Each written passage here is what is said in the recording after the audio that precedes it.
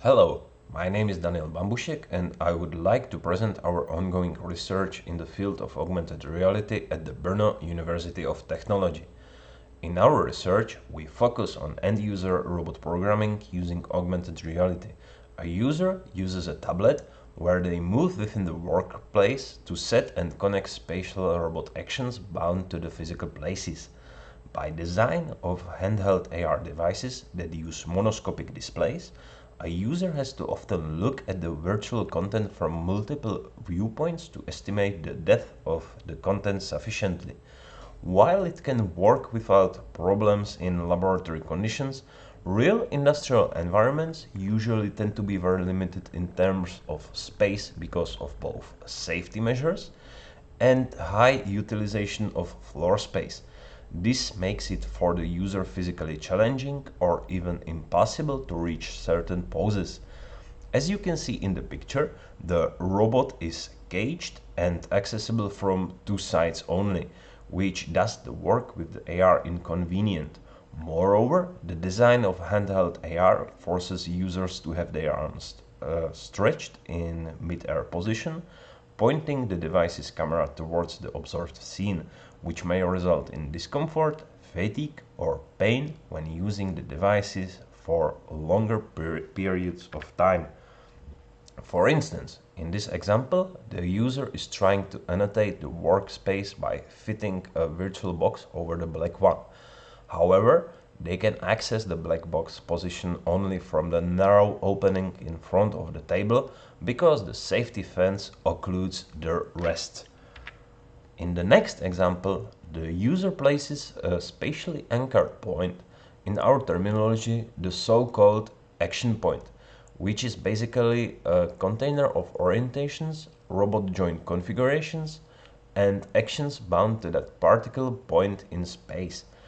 While the AR works fairly for such close placements, it could start failing when there is a need to place some points in positions that are farther away, for instance above this black box, because the safety fence occludes its sight.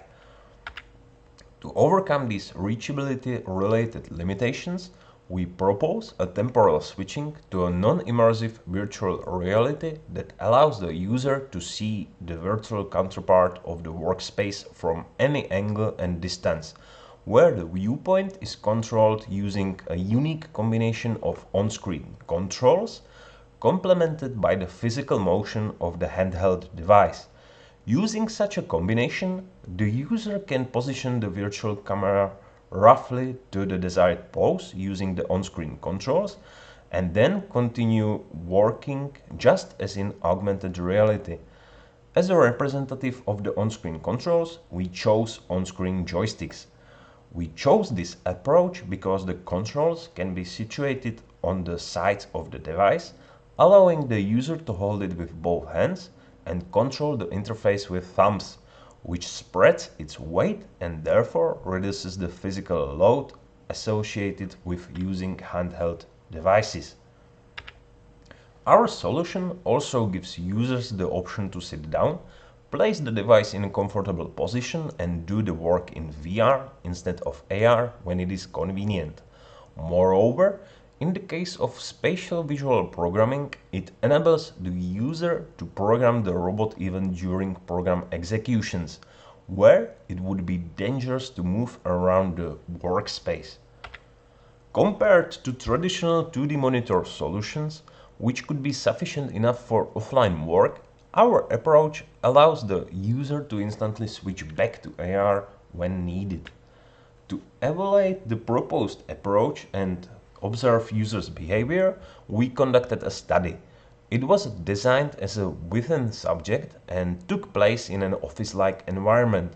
As a representative task, we chose simple fitting, where users had to align several pairs of virtual objects one by one with a soft 20 minutes deadline. Firstly, a gray object was displayed in a visible spot above the workspace, while the red object with a different orientation was displayed in a purposefully hard to reach and not so visible predefined position. The task was to align the gray object over the red one. To guarantee consistent task difficulty, the red objects' positions and sizes were manually defined before the experiment and were the same for each participant. The alignment itself was done using a menu with controls for axis selection and object manipulation. After a user was satisfied with the alignment accuracy based on their subjective judgment, they pressed the completion button and the next set of objects was shown. We tested two conditions. The first one allowed the participants to work solely in AR, while the second allowed switching between AR and VR. The order of conditions assigned to participants was counterbalanced. We collected several objective metrics, namely task time, achieved accuracy, and travel distances, which were measured by the experimental application. We also collected subjective metrics, namely NASA task load index and a set of custom questions addressing the VR mode usability. As the experiment was designed as a within subject, we treated all obtained measures as paired data. The data were averaged for each measurement and for each participant to create a single metric. A paired t-test was used to detect significant differences between conditions for the first 7 metrics, which were normally distributed, and Wilcoxon's test was used for the rest. The results showed that physical demands were significantly lowered when users had the possibility to switch temporally between AR and VR. The high physical load of the AR-only solution was caused mainly due to the necessity of often stretching into uncomfortable postures in order to get the needed view of the virtual content. Having the option to switch to VR saved a lot of uncomfortable stretching, and also some participants took advantage of using a chair to sit down and perform the task or part of it in a more comfortable and relaxed pose. We expected that the AR-only condition would have a lower perceived mental load because the transitional interface introduced new interface controls and would be more difficult to learn.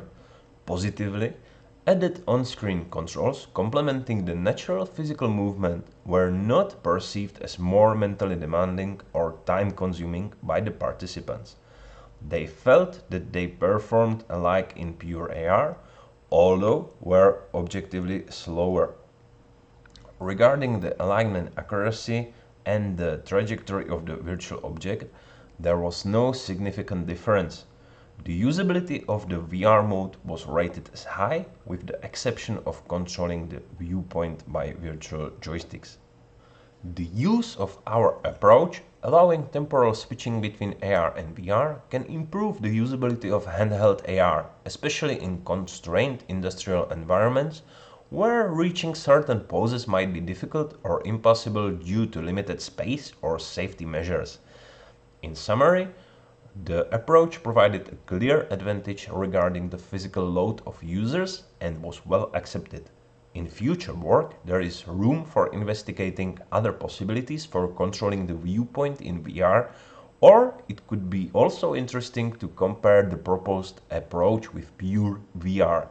That's all from me. If you have any questions, feel free to contact me or anybody from our team.